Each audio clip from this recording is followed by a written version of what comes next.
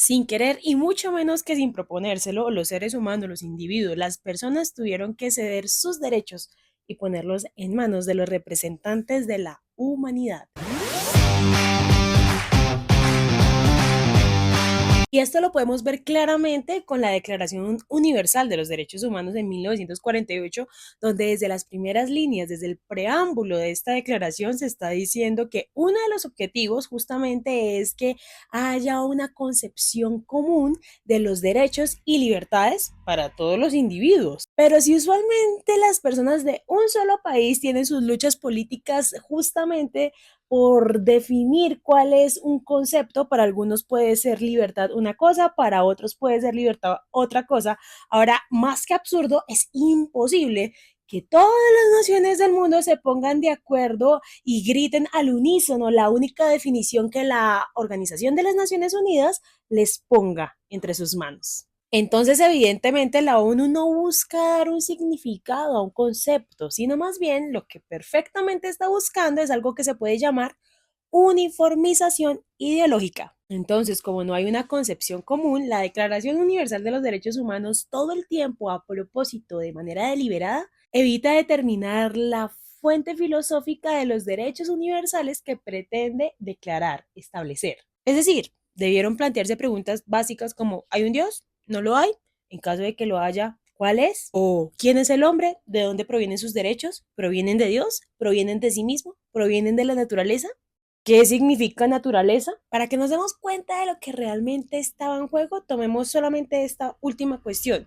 ¿Qué es la naturaleza? Bueno, pues en las discusiones que dieron forma a la Declaración de los Derechos Humanos se tuvieron en cuenta por lo menos tres significados, tres sentidos para la expresión por naturaleza. Entonces, por un lado estaban los que creían que la expresión por naturaleza hacía referencia a la normalidad del funcionamiento de un ser que está orientado a cumplir los fines, el propósito, de acuerdo con la estructura de su ser.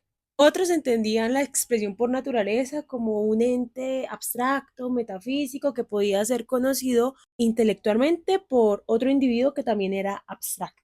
Y un tercer grupo entendía que la expresión por naturaleza hacía referencia a todo lo propio de las leyes materiales que en el plano biológico va por una senda evolutiva darwiniana.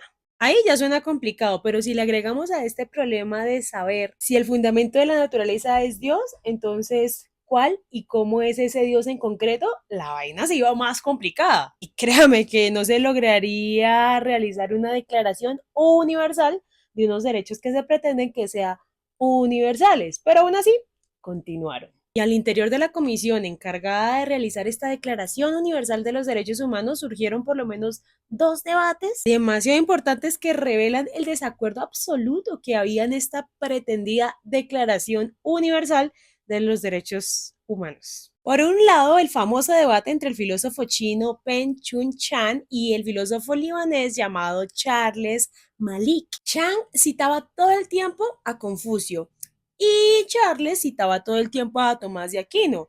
No se pudieron poner de acuerdo y entonces lo que recomendó Chan fue que por favor estudiaran cuáles eran los fundamentos del confucianismo para que pudieran continuar. Es que sí, es difícil ponerse de acuerdo con el que está al lado respecto a cualquier cosa. Ahora imagínense de algo a nivel internacional. El otro famoso debate fue entre el filósofo francés Maritain y el biólogo evolutivo Huxley, quienes no lograron ponerse de acuerdo sobre los fundamentos de los derechos humanos. Así que el filósofo Maritain propuso que la adopción de esta Declaración de los Derechos Humanos descansara sobre un pensamiento práctico común y que no dependiera de una misma afirmación de una concepción de lo que es el mundo, el hombre y el conocimiento. Muy práctico, pero lo que este filósofo Maritain pasó por alto es que justamente llevar a la práctica la Declaración Universal de los Derechos Humanos está íntimamente relacionada con la concepción del mundo, del conocimiento y del hombre que se tenga. O sea, es que para empezar, el solo hecho de que no se hayan logrado poner de acuerdo de qué es el hombre se traduce en la incapacidad de poder crear derechos universales justamente para ese hombre. Imagínese todo este problema que ya hubo solamente determinando quién iba a ser el sujeto de derechos. Ahora, ¿cómo será cuando ya se empiezan a hablar de esos derechos universales? En el preámbulo de la Declaración de los Derechos Humanos se dice que se busca elevar el nivel de vida dentro de un concepto más amplio de la libertad.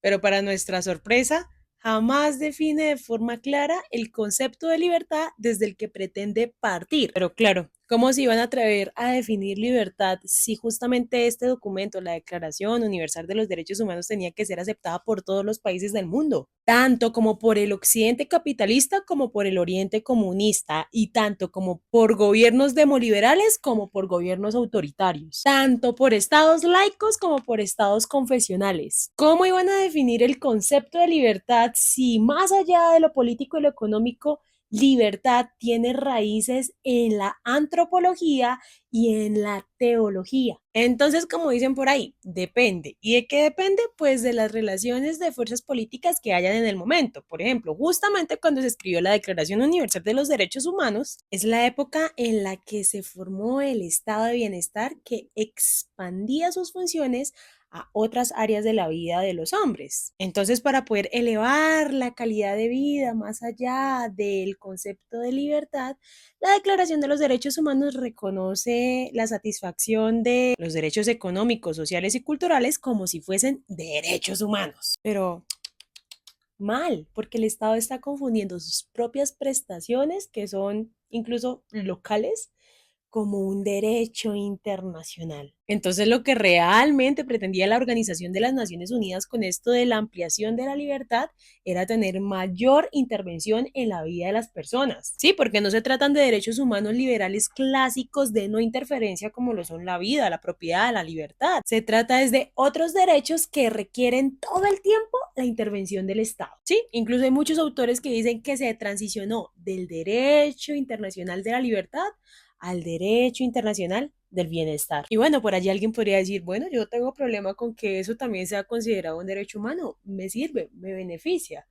Ay, pues casi al final, en la Declaración Internacional de los Derechos Humanos, la ONU dice que, ojo, que todos los derechos que están listados en esta declaración no podrán ser ejercidos jamás en contra de los principios y propósitos que tengan las Naciones Unidas. Es decir, que derechos humanos establecidos allí en la declaración, como la libertad de expresión, la libertad económica, política, religiosa, no podrán ser ejercidos por un ser humano cualquiera si eso resulta ofensivo en alguna manera para la Organización de las Naciones Unidas. Es decir, los derechos humanos de cualquier ser humano sobre este planeta terminan justo allí donde los propósitos, los principios, donde la agenda de la ONU se vea afectada.